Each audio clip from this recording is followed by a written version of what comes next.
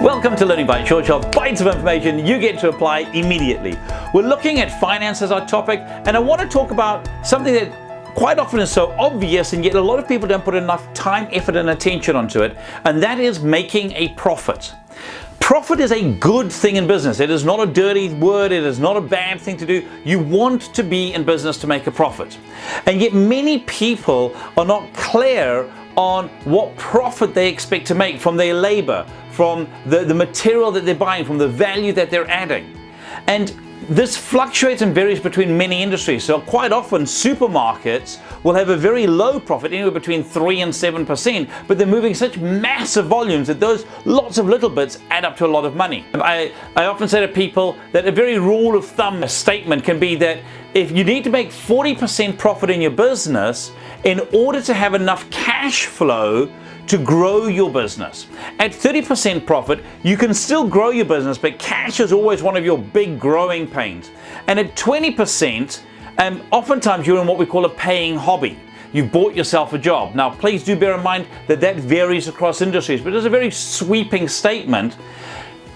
I want to ask you this. Do you know how much profit you make in your business? Do you know what you should be making? Do you know what the industry standard is for your industry? Most accountants are able to access the resources which benchmark your industry in things like wages that are paid, GPs that are made. And so I encourage you, if you haven't, go and speak to your accountant and make sure that you're making enough money. If you are not absolutely clear on how much money you're making, you run a very real risk of working harder and harder and harder, but actually landing up paying your customers to actually come and get work from you. What do I mean by this?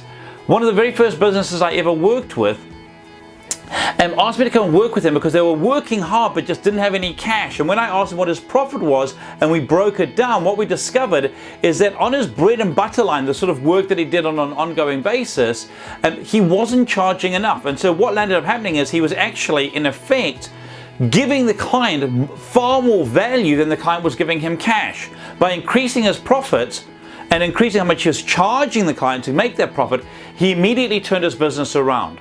Knowing your profit, knowing what your profit margins need to be, what you want them to be, will help you to be sustainable and will give you what you need to grow your business.